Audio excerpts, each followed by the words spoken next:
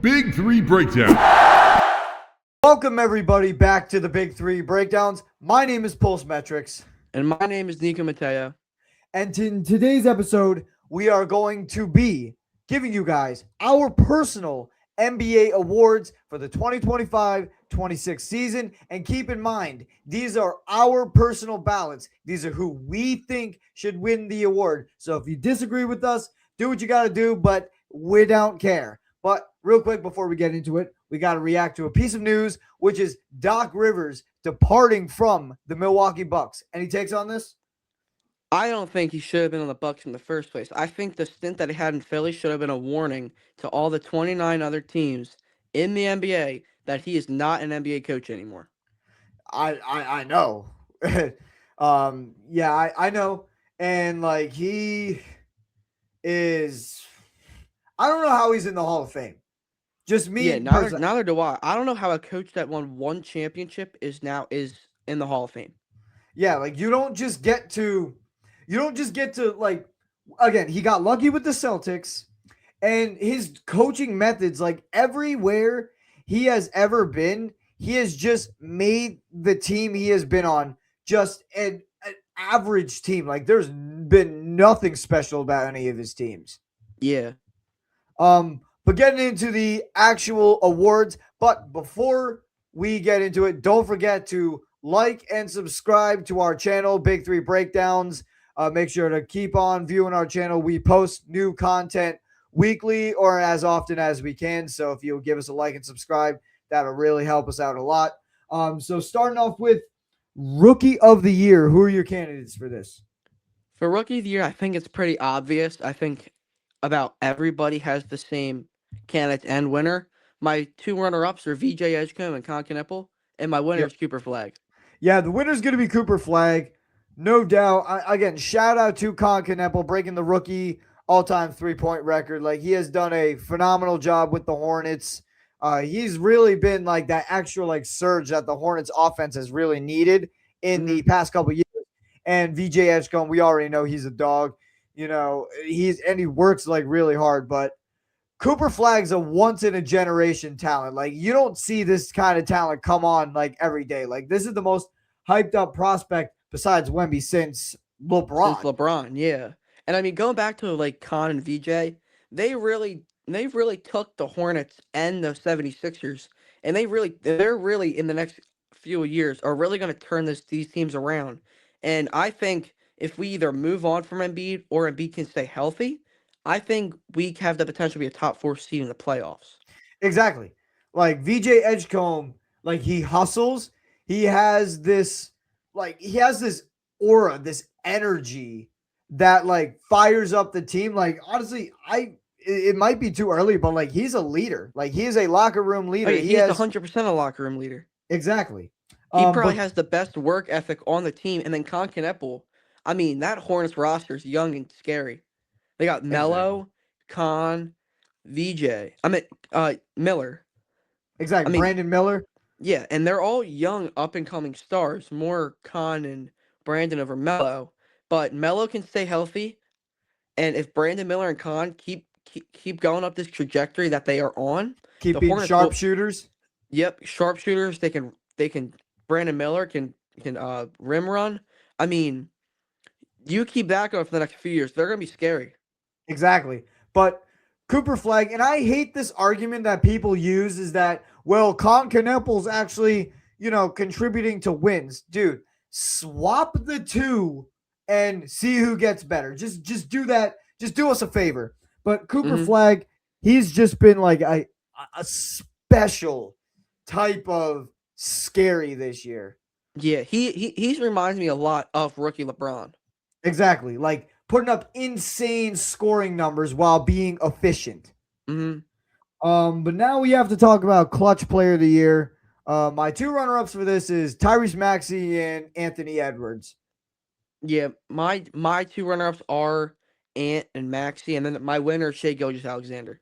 Yeah, I mean, as much as we don't like the guy, I mean, you got to give the credit because the guy has been dominant in the trenches. Like his ISO scoring, especially in the fourth quarter, and the constant game winners, like the one he hit versus the Nuggets, Hmm. like that has made him one of the clutch, the most clutch player in general this year. Like not a lot needs to be, not a lot of time needs to be spent on this one, but Yeah. that's just SGA for you.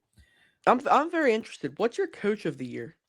My coach of the year, I actually have a couple candidates for this. I got JB Bickerstaff from the Pistons and Mitch Johnson from the Spurs. That may be a hot take, but Mitch Johnson, what he's done, it's not just like the Spurs players. Like it has to do with coaching a lot. Like what he's done with this Spurs team has, and especially filling in the void for one of the best NBA coaches of all time, Greg Popovich.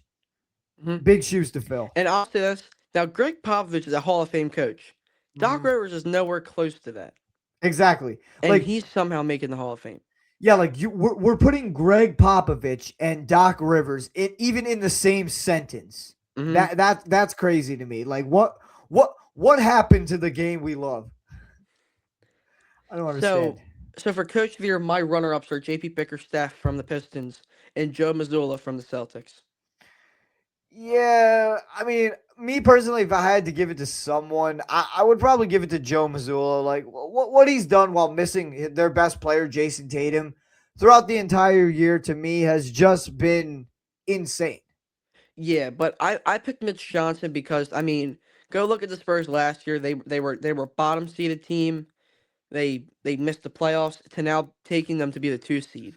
Well, that also had to do with a lot of the fact that Wemby also had blood clots last year and he missed most of the year. Yeah. I see where you're coming from, but I'm gonna be honest with you, that team last year, I don't think that team last year really would have made a deep playoff run like how I expect them to make this year.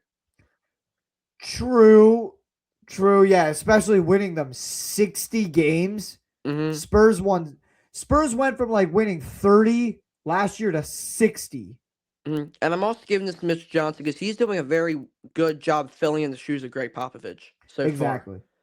Most improved player, who you got?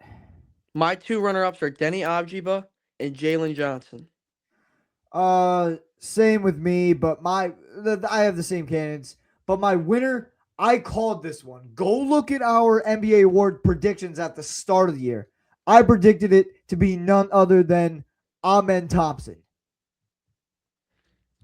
I have Nikhil Alexander Walker winning it. All right. I will say he's been good, but Amen Thompson, his defensive ability and his offensive game and his versatility to play multiple positions on the court has arguably made him like a top 25 player in the league. Not even gonna lie. I drafted the guy on my fantasy basketball team. So I would Yeah, I know. mean, and I also drafted Nikhil Alexander Walker on my team, and I'm just looking up his stats right now.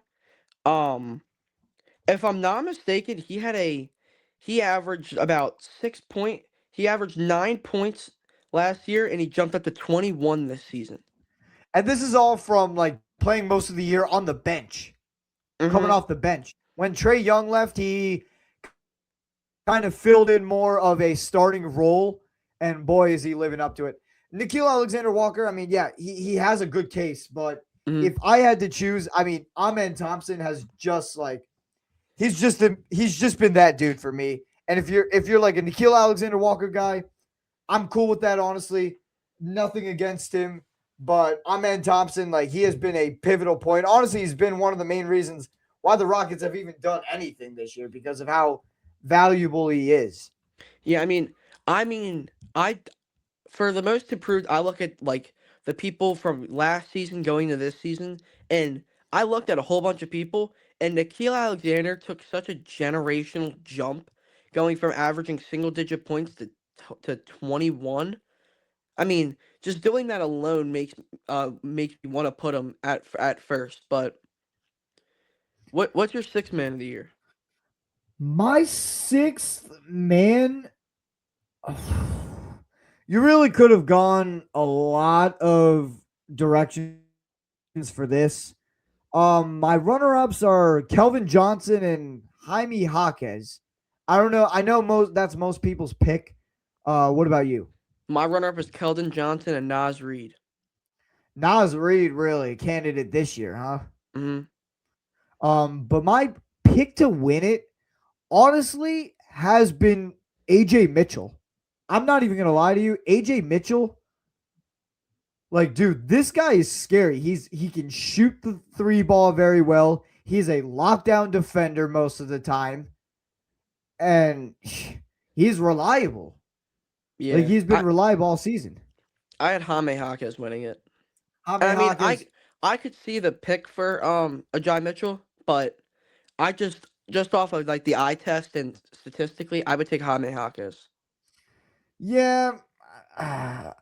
Again, I don't know how to feel this one because there are multiple guys this year that have had realistic ballots and arguments. I mean, AJ Mitchell, 13.6 points, 3.3 rebounds, 3.6 assists, and 48.5 field goal percentage while shooting 34.7 from three, 87% from the line, averaging zero point 0.3 blocks and 1.2 steals, even. Like, again, Yeah, defensively, yeah, Ajay Mitchell is a lockdown defender, but when I'm looking at Jaime Jaquez, 15, 5, and 5 with almost a steal a game.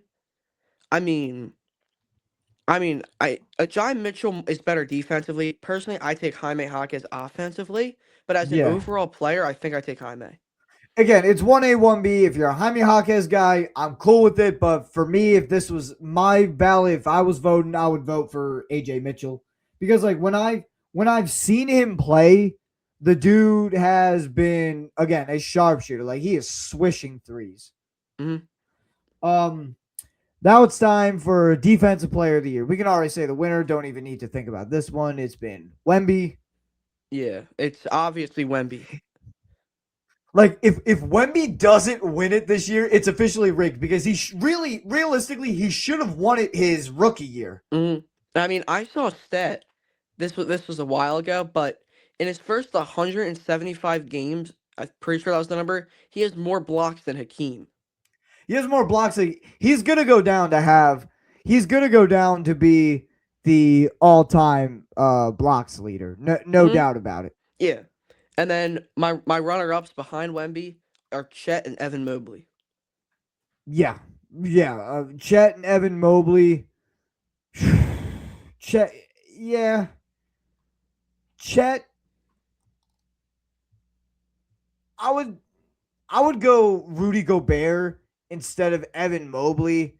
Me personally, because Rudy Gobert this year, honestly, deserves some recognition for his defense. And not that he doesn't get recognition for his defense already, but this year he's been on a different level. And then you got Chet, who's been good, and then Wemby there, yada, yada, Mm. yada. And there's another player who can have an argument. It's Dyson Daniels. Dyson Daniels actually had a significant argument last year to Hmm. win Defensive Player of the Year. He was averaging like what 3 steals per game. Yeah, Tyrese Maxey even has been good defensively this year. yeah. Not DPOY level, but he's been a very underrated defender this season. Yeah, I mean Shea's always going to be good defensively. Um, yeah, that's all there is to say Mm. about that. In the great words of Forrest Gump. What's your Now, All NBA first team? my All NBA first team. So ready? Here we go. Jaylen Brown. Oh, by the way, just so you know, guys, Ant, Cade Cunningham, and Luca and LeBron have not qualified because they have missed some time. Hmm. So my first guy is Jaylen Brown. I feel like what he has done filling in for Jason Tatum as the Celtics best player has been great. Hmm. Jalen Brunson, always going to be a stud at the point guard position. You know, his clutchness. SGA has been good this year. Again, a great combination of defense and ISO scoring and overall offense. And then you got Wemby and Jokic. No introduction there, no statement needing there. So there you Hmm. go. That's my So first team. I have a similar team to yours. So I also got Shea. I mean, yeah, his combination of offense and defense. He's the best player in the league in the clutch this season. He's 100%. helped OKC get the 1 seed. I got Wemby, defensive player of the year, amazing offensively, main player on the Spurs to get 2 seed. Jokic, no explanation. Jalen Brown, you kind of said it yourself, really stepped into that #1 role in Boston and Mhm. helped him get a top seed. Except I don't have Jalen Brunson. I have Jalen Johnson as my 5th player. Ooh. That I that mean, that's a hot take. 22, 10, and 7, I'm pretty sure. Yeah, but here's the thing. This is also gonna be a hot take. I think he's on my third team. He's I on mean, my it was close between Jalen Johnson and Jalen Brunson. Jalen Brunson is a better scorer, but Jalen Johnson, in my opinion, is an all-around better player. And if I'm not mistaken, Jalen Johnson averaged more assists than Jalen Brunson. which is crazy to think about because Jalen Brunson, not even gonna lie, has stepped in more of a shooting guard than point guard style of play. No, I'm double checking myself on that. I'm pretty sure I'm right. I just even saying that kind of makes it hard to believe. Um, Exactly. yeah, he did. Real quick, giving a little like personal awards. Who do you think's been like most improved team of the year? I mean, probably Spurs, if I'm being honest. Either Spurs or Hornets. Yeah, I was about to say Spurs, Hornets, Hmm. Pistons have been up there. Pistons, yeah. If you want to go Pistons, I'm fine with that. But again, Spurs going from like 30 wins to 60 wins on the season. Hmm. Who's been the most disappointing player or disappointing team of the year? Um, for me, the 76ers. Disappointing. I mean, this is where I really expected them to finish.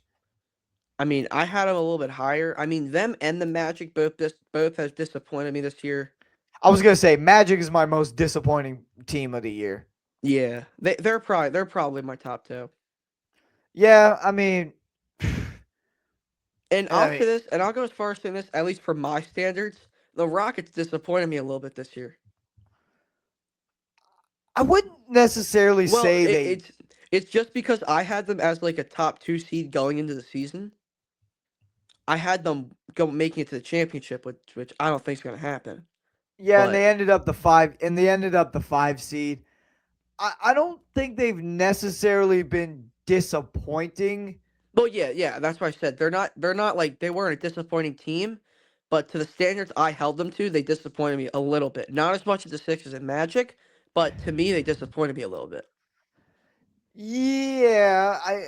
Yeah, I can kind of see where you're coming from. Sixers again. I can't really agree with that because I expected them to be around like 7, 6 seed.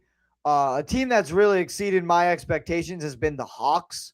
Like I Yeah. expected them to be decent. I didn't expect them to be this good. But another surprising team, Toronto Raptors. I expected them to finish the 12th seed. Now they're like the 5th seed. Yeah, and going back to what you said about the Hawks, with how good the Hawks are, and they have the Pelicans' first round pick this year. Exactly. So they can go draft a stud to pair up with Jalen Johnson. Hmm.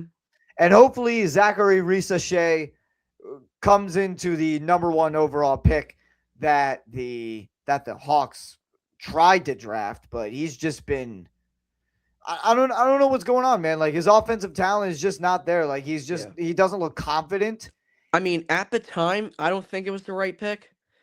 Even during the draft night, I was so set that Alex Sarr was going to be the #1 overall pick, and there was no other option.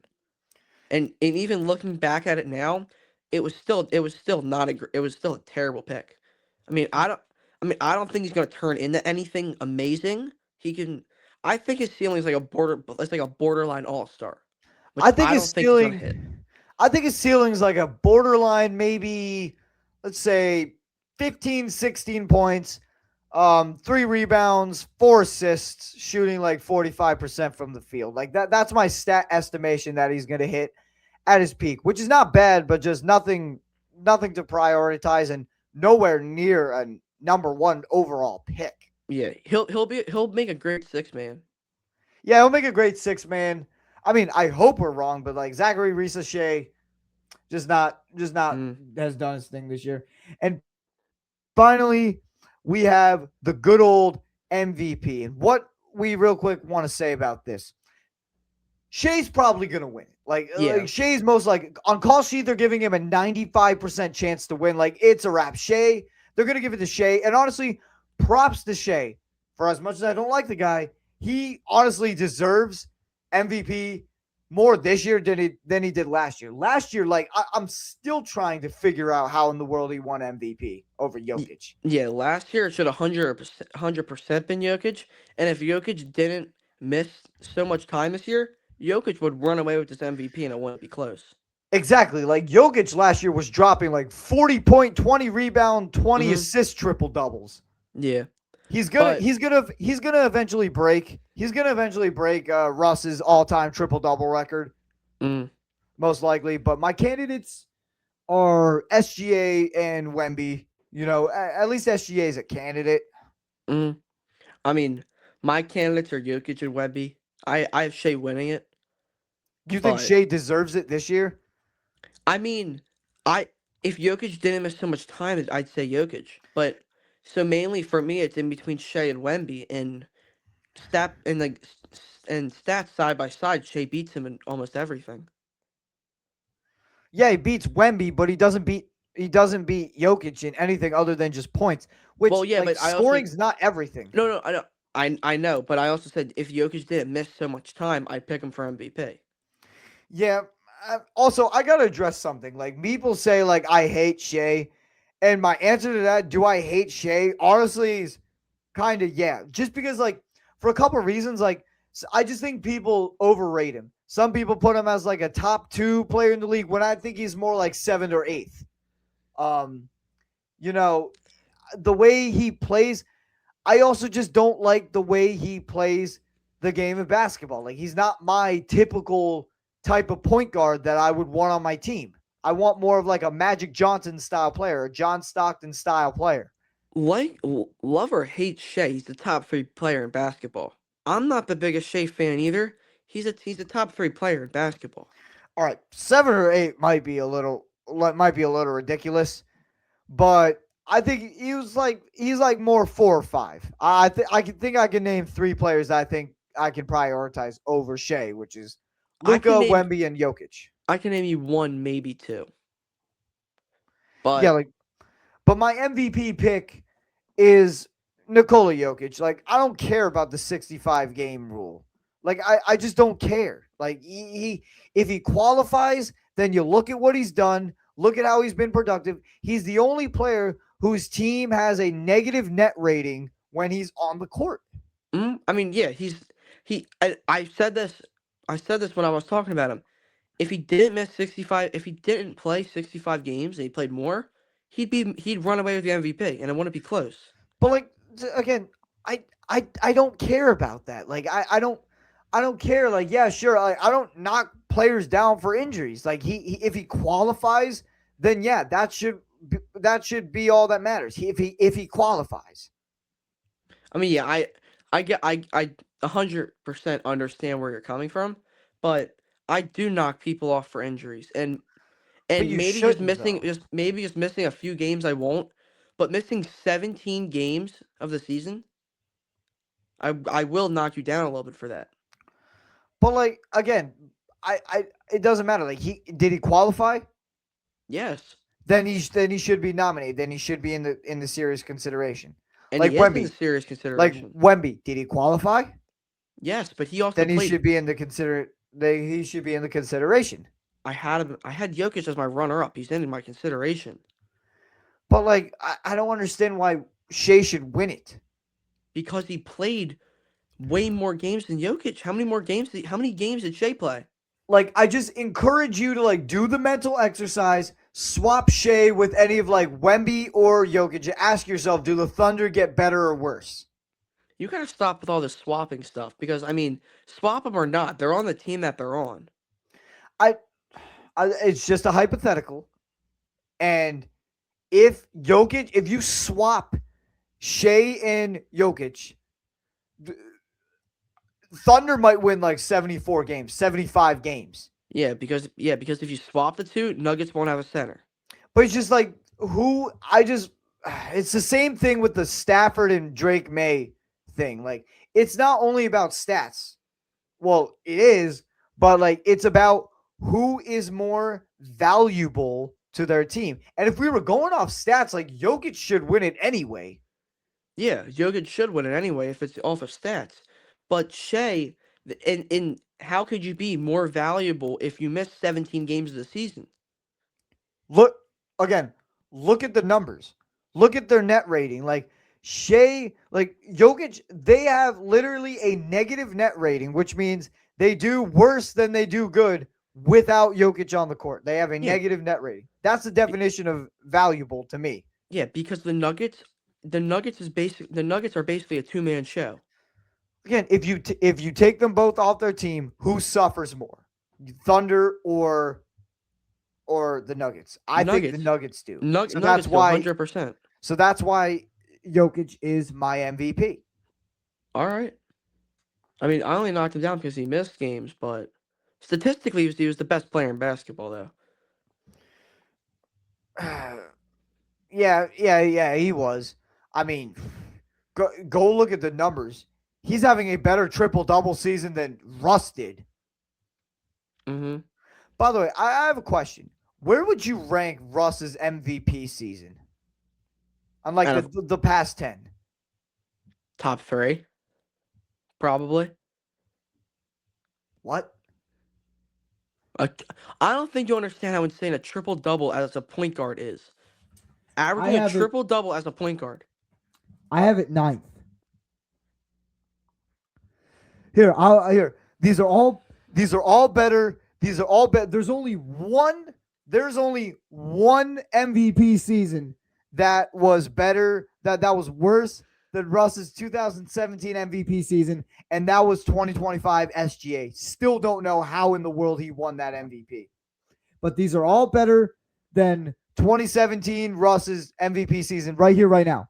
I've got 2023 Joel Embiid. You don't think so? No. You don't think so? All right.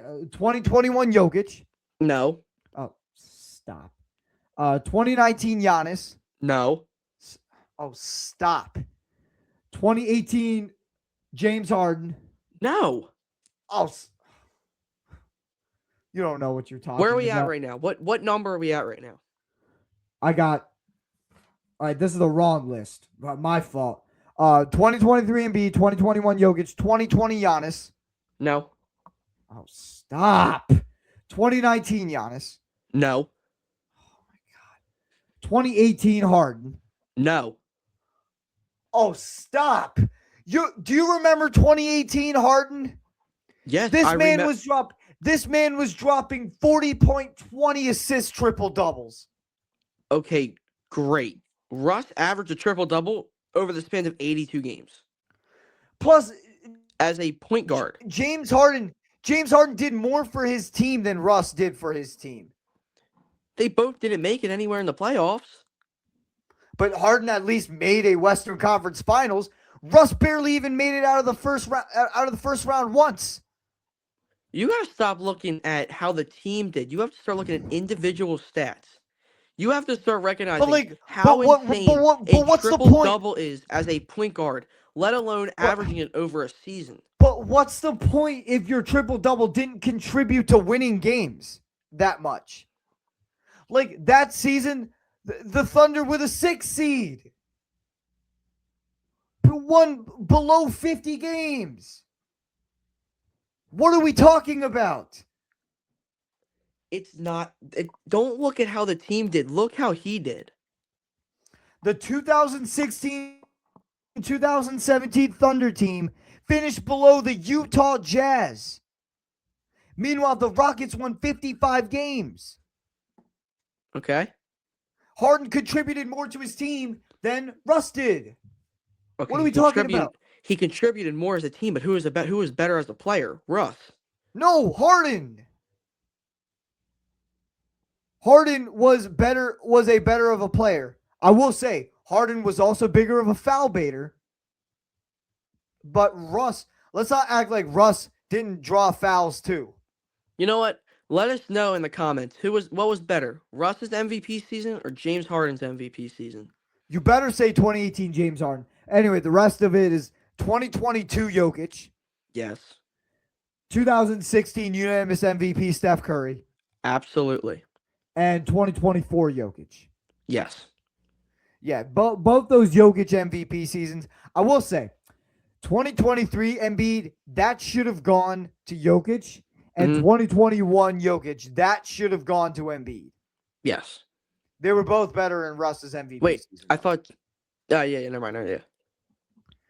Yeah, like, again, right guys, wrong years. Mhm. Like, it's so frustrating to me when the NBA MVP goes to the wrong person. Like, 2008, as an example, Kobe won it, should not have won. He should not have won. It should have gone to Chris Paul that year with the New Orleans Pelicans. But the 2 years Steve Nash an won argument. it. Yeah, there's an argument for that. I personally don't think it should have, but there's definitely a strong case for it. But the 2 years Steve Nash won MVP, they both should have went to Kobe. Yeah, like Steve Nash, listen, while he was a great player, he was probably the biggest scam of an MVP I think I've ever seen. Both years. Both years. Again, Kobe won it again, right guy, wrong years. I don't remember which year Steve Nash won the MVP, but I'm pretty sure it was 2006, 2007. Well, one of those seasons, Kobe averaged like 35, 36 points a game. And he didn't win MVP. I get it. Scoring's not everything, but when you win the scoring title and average 35 to 36 points per game, how'd you not win MVP? Exactly. But yeah. Meanwhile, Steve Nash over there, while a great offensive player, only averaged 15 points per game? Yeah, he was a double-double machine. He's basically like Tyrese Halliburton, but better. Yeah, but he was too short to get rebounds. So that's kind of a disadvantage. And he was a sharpshooter too. Mm-hmm. I mean, but saying that none of the MVP years of Giannis were better than Russ? I'm going to say this, and we're going to leave it at that. Averaging a triple-double as a point guard is one of the most impressive things a player can do in basketball. But yeah, you also have to keep in mind that not only did one of those years Giannis win MVP, he finished top 2 in Defensive Player of the Year. Yeah, I understand. But a triple-double as a point guard. Also, let me know, do you count defense in your MVP talks? Unless it's insane defensive stats, no.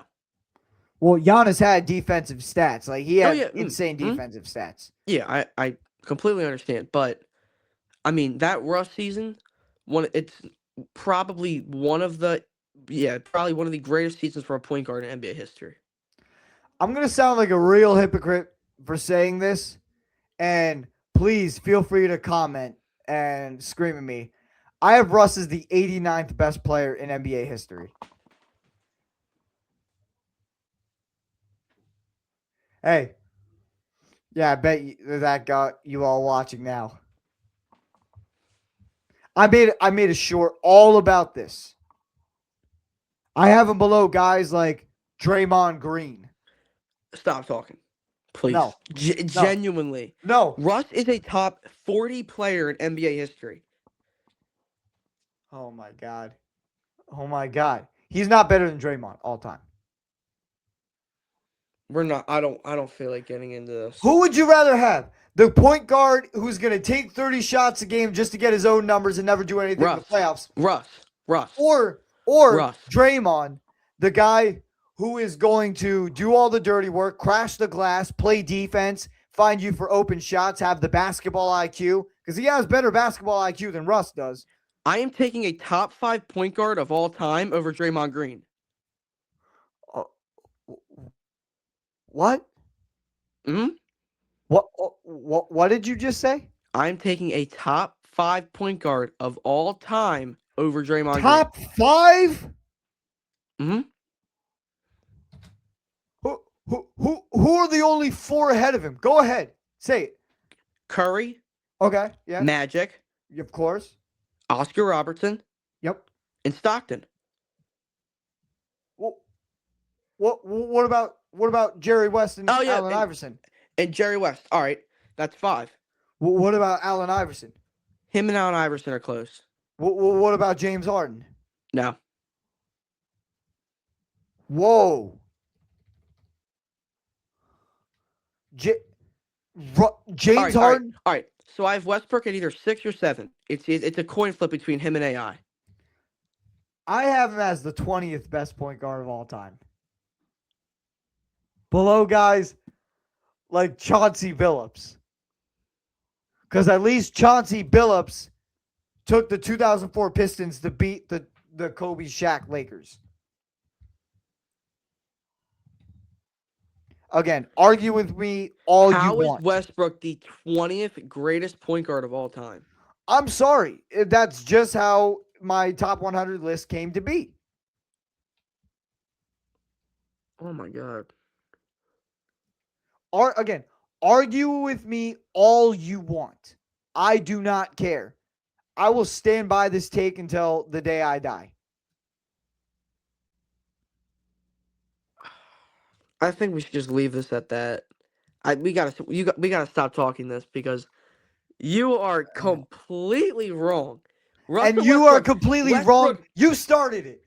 You have Russ as a top 10 point guard ever. Top 7. The all-time triple-double leader as the 20th greatest player at his own position behind Chauncey Billups. Yes, behind Chauncey Billups. Because at least Chauncey Billups made it out of the second round as his team's best player. Oh, okay, great. He made it out the second round. No, not only that, but he beat the 2004 Kobe Shaq Lakers. I'm going to say 2 words and leave it at that. And this is the whole entire argument for Westbrook. Triple doubles. He's not even going to be the leader soon. Well, I don't think you understand how having 200 plus triple doubles as a point guard is. And yet, his entire playoff career, he's only dropped at No, 12. stop only looking at playoffs. You do this with every single sport. You only look at playoffs. Well, yet that seems to be the Michael Jordan argument. Oh man, he's 6-0 in the finals. Like it's a team effort. Okay, so let's keep that same energy for the Russ argument. And I can say other things for the Jordan LeBron, but we're not getting into that this episode. Yeah, we'll get into another episode. But that's gonna wrap it up for this episode. We hope you all enjoyed it. Let us know down in the comments what your award predictions are. We hope you had a lot of fun. We hope you will stick around to see what other cool videos we do. So we are gonna sign off. My name is Pulse Metrics. My name's Nika Mateo. And we are signing off. See you guys later.